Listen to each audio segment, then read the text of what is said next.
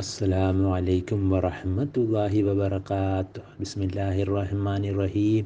അൽഹംദുലില്ലാഹി റബ്ബിൽ ആലമീൻ വസ്സലാത്തു വസ്സലാമു അലാ റസൂലില്ലാ വഅലാ ആലിഹി വസഹ്ബിഹി അജ്മഈൻ. അമ്മാ ബഅദ്. ബഹുമാനപ്പെട്ട സത്യവിശ്വാസിനികൾ, അല്ലാഹു സുബ്ഹാനഹു വ തആലയുടെ വലിയ തൗഫീഖുള്ളതുകൊണ്ട് അൽഹംദുലില്ലാ ജനുവരി 4, 2021 നമുക്ക് ഭൂമിയിൽ നല്ല ഈമാനും ആഫിയത്തോടെ ജീവിക്കാനുള്ള വലിയ ഭാഗ്യം ലഭിച്ചു. അള്ളാഹു നമ്മുടെ എല്ലാ സൽക്കർമ്മങ്ങളും കബൂലാക്കണേ. തൃപ്തിപ്പെടണ റബ്ബെ. നമ്മുടെ എന്തെങ്കിലും പോരായ്മകളും തെറ്റുകുറ്റങ്ങളും എല്ലാം അള്ളാഹു പുറത്ത് മാപ്പാക്കി തരണേ റഹ്മാൻ റബ്ബെ. ആമീൻ. നമ്മൾ വിശ്വസിച്ചാലും ഇല്ലെങ്കിലും നമ്മൾ ഗഫലത്തിൽപ്പെട്ടാലും എങ്ങനെ ജീവിച്ചോ നാളെ ഉറപ്പാണ് ഈ ദിവസത്തെ അള്ളാഹു വിചാരണക്കെടുക്കും. ആ വിചാരണക്കെടുക്കുന്ന കാട്ടി മുമ്പ് നമ്മൾക്ക് ഓരോരുത്തരും നമ്മളെ പറ്റിന ഒന്ന് സ്വയം ഹിസാബ് എടുക്കാൻ ശ്രമിക്കാം. നമ്മൾ കൃത്യനിഷ്ഠയോടെ 5 ജമാഅത്ത്, തഹജ്ജുദ്, ളുഹ, റവാത്തിബ്, സുന്നത്ത്, രാവിലെ വൈകുന്നേരത്തെ അദ്കാറുകൾ, സെയ്തുൽ ഇസ്തിഗ്ഫാർ, 100ഓളം ഇസ്തിഗ്ഫാർ നമുക്ക് ഇന്ന് ചെയ്യാൻ പറ്റിയിട്ടുണ്ടോ? അള്ളാഹു സുബ്ഹാനഹു വ തആല നമ്മൾ നിന്ന് കബൂലാക്കുമാറാകട്ടെ. ആമീൻ.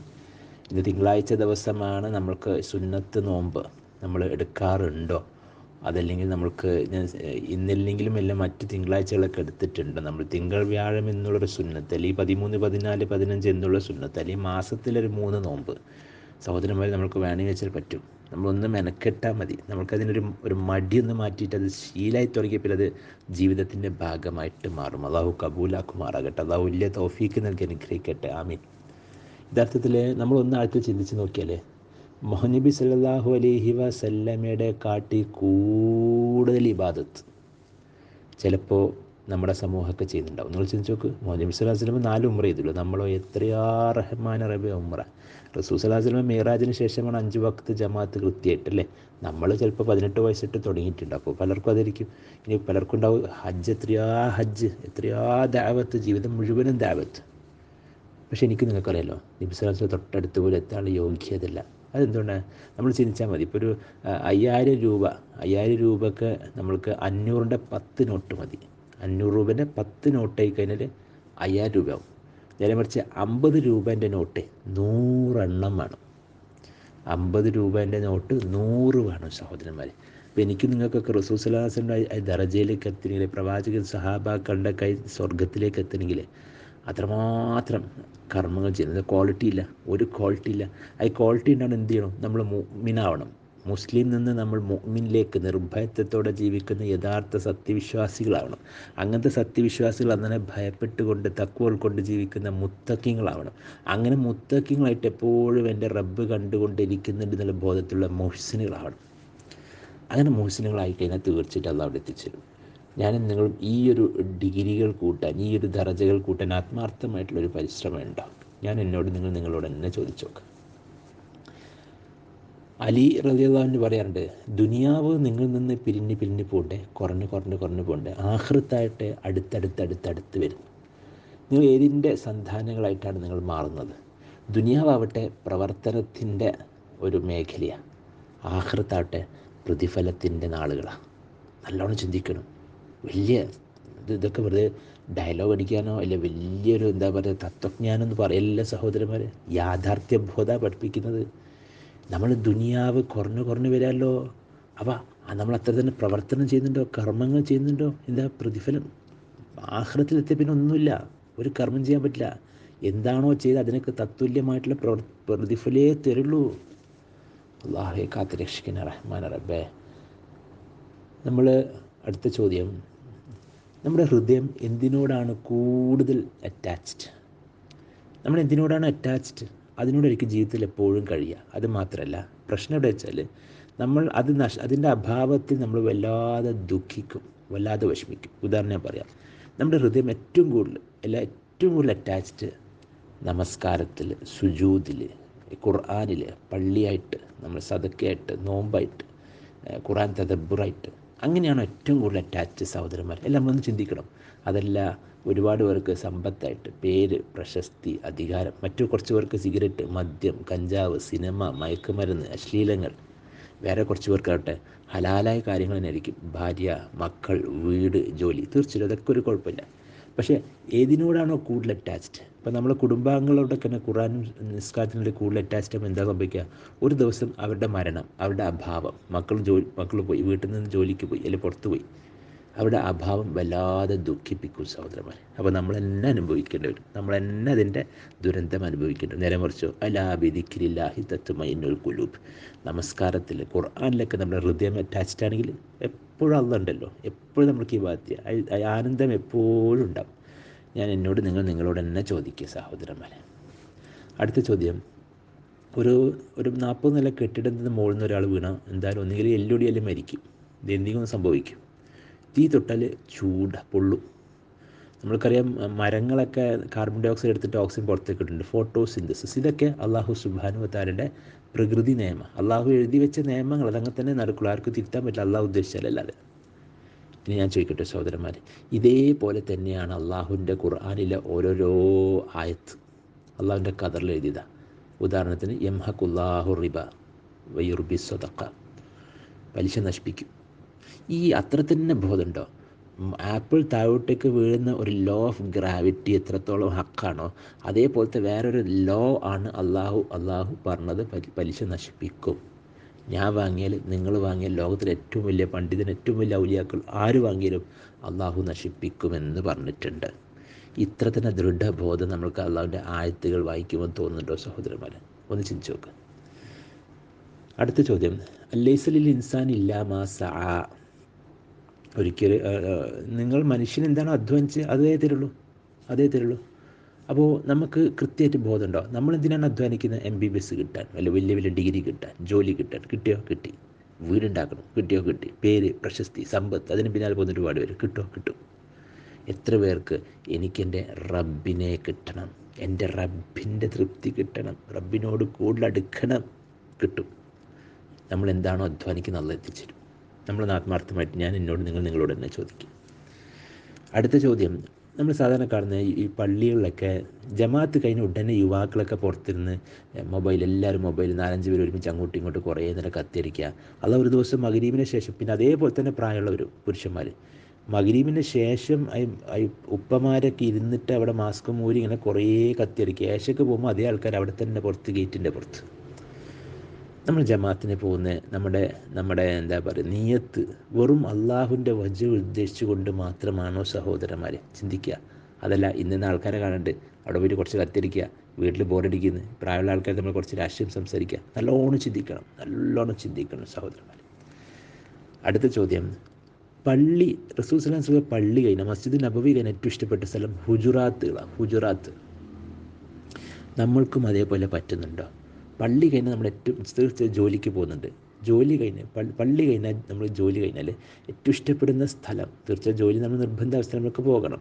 നമ്മൾ പൊതുവെ നമ്മൾ എപ്പോഴും ജീവിക്കുന്ന ഏറ്റവും നമുക്ക് ഇഷ്ടപ്പെടുന്ന സ്ഥലം നമ്മുടെ വീടുകളായിട്ട് മാറിയിട്ടുണ്ടോ സഹോദരന്മാരെ? നല്ലോണം ചിന്തിക്കേണ്ട വിഷയമാണ്. ഇന്നെന്താ വെച്ചാൽ ആൾക്കാർക്ക് വീട്ടിലിരിക്കുന്ന ഇഷ്ടമില്ല, പ്രത്യേകിച്ച് പുരുഷന്മാർക്ക്. എപ്പോഴും പുറത്ത് സൊറ പറയുന്നത്, അല്ലെങ്കിൽ ടൂറിന് പോകാൻ ഫ്രണ്ട്സുമായിട്ട് ചുറ്റി നടക്കുക. വീട്ടിലെ ഭാര്യ, മക്കൾ അവരെങ്ങനെയെങ്കിലൊക്കെ ജീവിച്ചോട്ടെ, ഇതേ അവസ്ഥയാണ്. അതുകൊണ്ടാണ് നമ്മുടെ കുടുംബം നന്നാവാത്ത സഹോദരന്മാർ. നമ്മളെപ്പോഴും ശ്രദ്ധിക്കുക, പള്ളി കഴിഞ്ഞാൽ വീടാവണം ഏറ്റവും നമ്മൾ ഇഷ്ടപ്പെടുന്ന സ്ഥലം. അടുത്ത ചോദ്യം, ഇന്ന് പലപ്പോഴും നമ്മൾ ചിന്തിച്ചിട്ടില്ല, ചിലരൊക്കെ ബസ്സിലൊക്കെ യാത്ര മൊബൈൽ നോക്കുന്നുണ്ടാവും. നമ്മൾക്ക് ഈ ഒളിഞ്ഞ് കണ്ണ് അങ്ങോട്ടേക്ക് ഇട്ടിട്ട് ഇയാളെന്താ നോക്കുന്നത്, ഇങ്ങനത്തെ നോക്കുന്ന ദുസ്വഭാവമുണ്ട്. അതിപ്പോൾ ചിലപ്പം മൊബൈൽ ബസ്സിലാണെങ്കിൽ പോലും വീട്ടിലാണ് നമ്മൾ അങ്ങനെ ചെയ്യുന്നുണ്ടോ? ആ ഭാര്യ എന്താ നോക്കുന്നത്, ഒളിഞ്ഞിട്ട് മറ്റേ നോക്കുക, അല്ലെ ഭർത്താവ് എന്താ നോക്കുന്നത്, നോക്കട്ടെ എന്താണോ. അങ്ങനെ ഈ ഒളിഞ്ഞ് നോട്ടം മറ്റുള്ളവരിലേക്ക്, ജീവിതത്തിലേക്ക് നോക്കുന്നുണ്ടോ? പാടില്ല സഹോദരന്മാരെ. നമ്മളൊന്ന് ചിന്തിക്കുക, നമ്മളിൽ അങ്ങനെ ഉണ്ടെങ്കിൽ അത് നിർത്തണം. ഇനി അടുത്ത ചോദ്യം, ഒരുപാട് സമയത്തുള്ള ദുആകളുണ്ട്. അപ്പം നമ്മൾ രാവിലെ എഴുന്നേൽക്കുന്നു, അൽഹംദുലില്ലാഹി ലദി അഹ്യാനാ ബഅദ മാ അമാതനാ വഇലൈഹിൻ നുശൂർ. ഇടത് കാല് വെച്ച് ബാത്റൂമിൽ പുറത്തിറങ്ങുന്നു, ഗുഫ്രാനൊക്കെ വലത്തെ കാലത്ത് വസ്ത്രമിടുന്നു, വീട്ടിൽ നിന്ന് ഇറങ്ങുമ്പോൾ, കാറിൽ പ്രവേശിക്കുമ്പോൾ, കാറിലിറങ്ങുമ്പോൾ, പള്ളിയിൽ പ്രവേശിക്കും, പള്ളിയിൽ ഇറങ്ങുമ്പോൾ, വീട്ടിലേക്ക് മടങ്ങി കയറുമ്പോൾ, ഭക്ഷണത്തിന് മുമ്പ്, ഭക്ഷണത്തിന് ശേഷം തുമ്മിയാൽ, ഈ അവസരത്തിലൊക്കെ ചെറിയ പ്രാർത്ഥനകളുണ്ട്. പ്രവാചകൻ്റെ ചര്യ, അത് നമ്മുടെ ജീവിതത്തിൽ നമ്മുടെ ചര്യയാക്കാൻ പറ്റുന്നുണ്ട്. നമ്മൾ ആഴത്തിൽ ചിന്തിക്കുന്ന വിഷയമാണ്. നമ്മൾ വെറുതെ ഇങ്ങനെ നമ്മൾ സ്വയം ഇങ്ങനെ പ്രഖ്യാപിച്ച് മനസ്സിൽ പിശാച് പറഞ്ഞ് തോന്നിപ്പിച്ച് ഒരു താടിയുണ്ട്, വെള്ള വസ്ത്രം നിലയാണ്, അതുകൊണ്ട് അഹ്ലു സുന്ന വൽ ജമാ, പിന്നെ ഏതൊരു സംഘടന മെമ്പർഷിപ്പ് എടുത്ത് അവരും പറഞ്ഞ് അവരാ സ്വർഗ്ഗത്തിൽ. അപ്പം നമുക്ക് സ്വർഗ്ഗം കിട്ടുമെന്ന് ഉറപ്പിച്ച് ഒരു ദിവസം നമ്മൾ എണ്ണി വെക്കുക ഏതൊക്കെ പ്രാർത്ഥന നമ്മൾ പ്രാർത്ഥിച്ചിട്ടുണ്ട്. ഇല്ലെങ്കിൽ അത് ശീലമാക്കണം. ദിവസം ഒരു 21 ദിവസം അത് അങ്ങനെ പറഞ്ഞുകൊണ്ടിരുന്നാൽ അത് ശീലമായിട്ട് വരും ഇൻഷാ അല്ലാഹ്. അടുത്ത ചോദ്യം, നമ്മൾ സാധാരണ ഓരോ ദിവസം കല്യാണത്തിന് പോവും, മീറ്റിങ്ങിന് പോവും, എന്തെങ്കിലുമൊക്കെ പലയിടത്ത് പോകും. അവിടെയൊക്കെ പോകുമ്പോൾ അള്ളാഹുവിനെ ഓർക്കാറുണ്ടോ?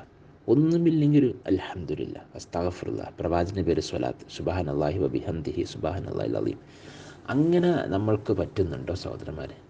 ഏതൊരു സദസ്സിനും അള്ളാഹിനെ മറന്നു പോകണേ അത് ശപിക്കപ്പെട്ടതാണ്. ഏതൊരു സദസ്സിൽ അള്ളാഹിനെ ഓർത്തു പോകണമെങ്കിൽ സുബ്ഹാനല്ലാഹ്, മലക്കുകളുടെ സാന്നിധ്യത്തിൽ അള്ളാഹു എന്നെയും നിങ്ങളെയും ഓർക്കുന്നുണ്ടാവും. ഇതിപ്പോൾ സംസാരിക്കുമ്പോൾ നിങ്ങൾ കേൾക്കുമ്പോൾ അള്ളാഹു അവിടെ മലക്കിൻ്റെ അർശിൻ്റെ മുകളിൽ നമ്മളെപ്പറ്റി സംസാരിക്കുക, ഫദ്കുറുനി അദ്കുറുക്കും. അങ്ങനെ അള്ളാഹിനെ ഓർമ്മയിൽ എപ്പോഴും ജീവിക്കാൻ പറ്റുന്നുണ്ടോ? ഞാൻ എന്നോട് നിങ്ങളോട് ചോദിക്കും.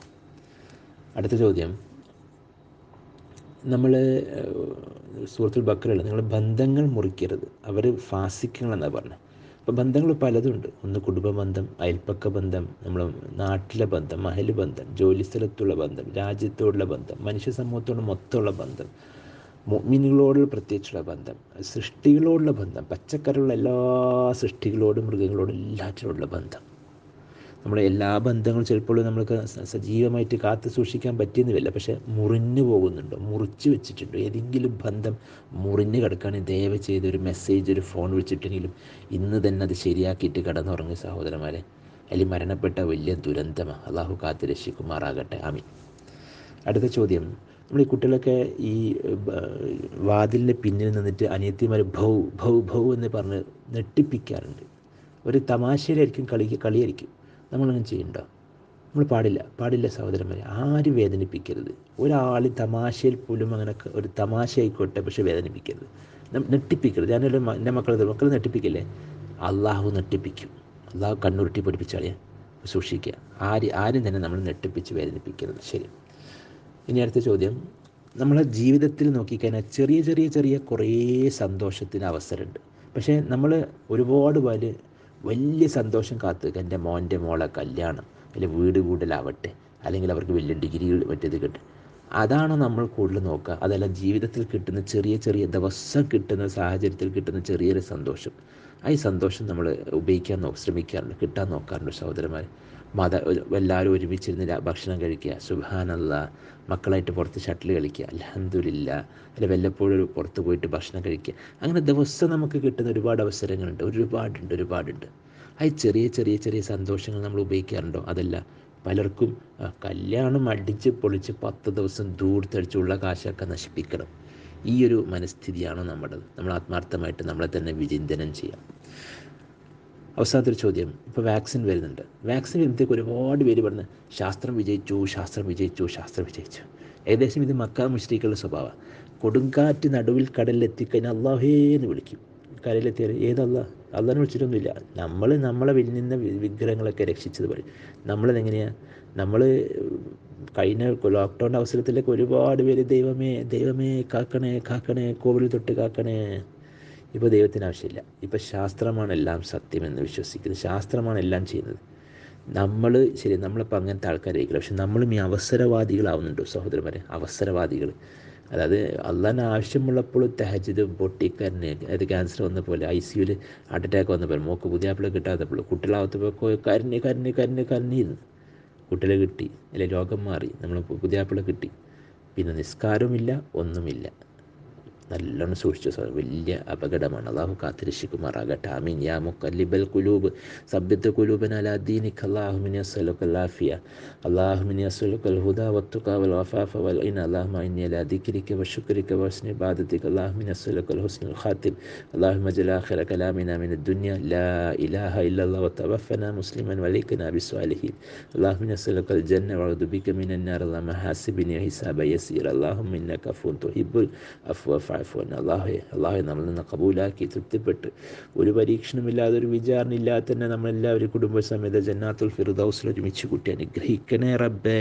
ആമീൻ ബിറഹ്മതിക യാ അർഹമർ റഹീമീൻ. അസ്സലാമു അലൈക്കും വറഹ്മത്തുള്ളാഹി വബറകാതുഹു.